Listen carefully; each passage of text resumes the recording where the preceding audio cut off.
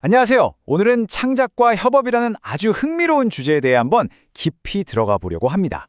모든 창작은 과연 어떻게 시작되고 또 어떻게 완성되는 걸까요? 그 여정을 지금부터 저와 함께 따라가 보시죠. 자, 모든 창작은요, 사실 혼자 시작하죠. 뭐 개발자라면 텅 빈 파일 앞에서, 작가라면 새하얀 백지 앞에서, 또 화가라면 아무것도 없는 캔버스를 마주하면서 그 첫걸음을 떼는 순간, 정말 세상에 딱 나 혼자만 있는 것 같은 그런 고독한 시간이잖아요. 근데요, 이 고독한 시작이 꼭 고독한 끝을 의미하는 건 아니에요. 여기서 아주 근본적인 질문이 하나 생깁니다.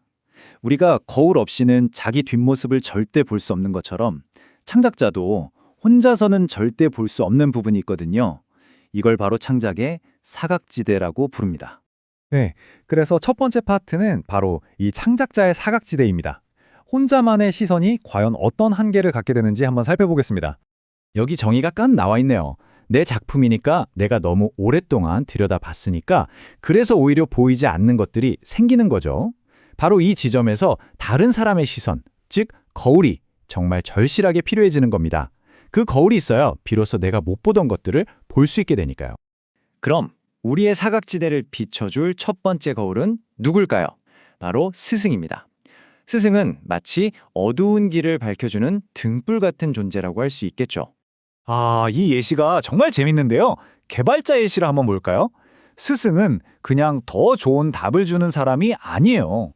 반복적인 for loop에 익숙한 사람에게 함수적인 맵을 써보는 건 어때? 라는 한마디는요, 그냥 다른 코드를 알려주는 게 아니라 문제를 바라보는 완전히 새로운 세상을 열어주는 것과 같아요.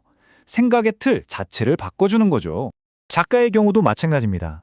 해밍웨이 같은 대가의 글을 보면서 그냥 문체만 따라하는 게 아니라 그 안에 담겨있는 진실을 말하려는 태도, 바로 그 용기를 배우는 게 핵심이죠.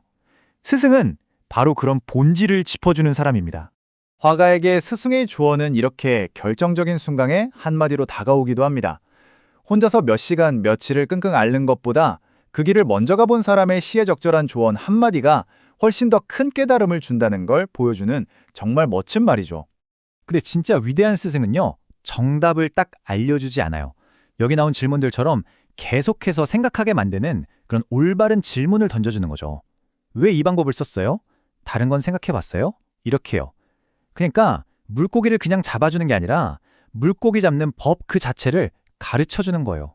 이게 진짜 역할이죠. 자, 그럼 이제 두 번째 거울로 넘어가 볼까요? 바로 동료입니다.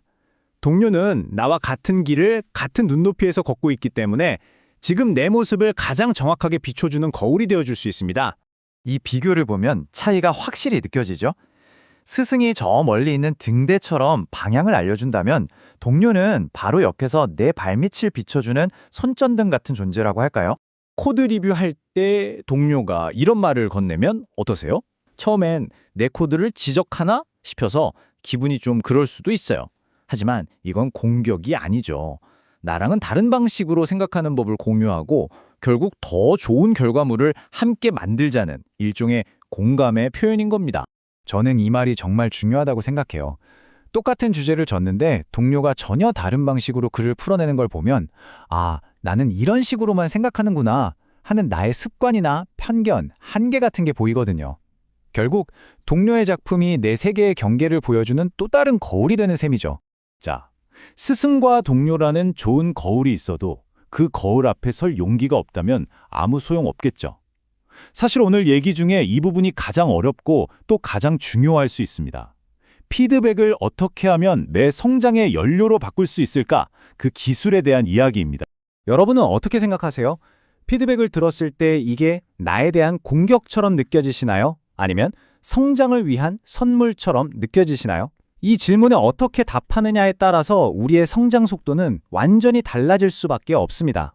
핵심은 바로 이 관점의 전환입니다.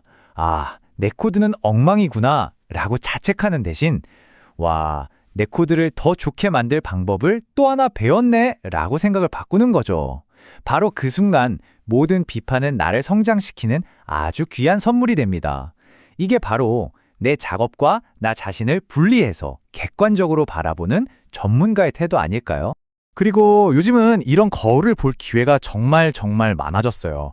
깃허브나 비엔스 같은 플랫폼들 덕분에 이제 우리는 방구석에서도 전 세계의 스승 또 전 세계의 동료들과 함께 작업하고 피드백을 나눌 수 있는 시대에 살고 있잖아요. 자, 이제 시야를 조금 더 넓혀보겠습니다. 이 모든 과정은 결국 하나의 거대한 창작 생태계 안에서 일어나는 일입니다. 내가 도움을 받아 성장하고 성장한 내가 다시 누군가를 돕는 그런 선순환이 계속되는 곳이죠. 바로 이 순환 구조가 핵심입니다. 도움을 받는 것과 주는 건 완전히 다른 얘기가 아니에요. 동전의 양면과 같죠? 다른 사람에게 뭔가를 설명해 주려고 할 때 내 지식이 훨씬 단단해지는 경험 다들 해보셨죠? 후배에게 조언하면서 내 경험이 비로소 정리되기도 하고요. 결국 가르치는 게 최고의 배움이라는 말이 딱 맞습니다. 이 차트가 오늘 이야기의 많은 것을 요약해 주네요. 물론 혼자 노력하면 깊이를 더할 수 있어요. 하지만 스승이나 동료와 함께 할 때 그 성장은 제대로 된 방향을 잡고 그야말로 폭발적인 가속도가 붙게 됩니다. 오늘 나눈 모든 이야기를 한 문장으로 압축한다면 바로 이 문장이 아닐까 싶습니다. 우리의 창작 여정은 결코 혼자만의 것이 아니라는 것. 우리는 서로의 거울이 되어주면서 더 넓은 바다로 함께 나아가는 존재들이라는 것. 자, 이제 여러분의 차례입니다. 오늘 나의 사각지대를 비춰줄 여러분의 스승 혹은 동료는 누구인가요? 그리고 더 중요한 질문은 그 거울 앞에 정면으로 마주설 준비가 되셨나요? 여러분의 진짜 성장은 바로 그 용기에서 시작될 겁니다.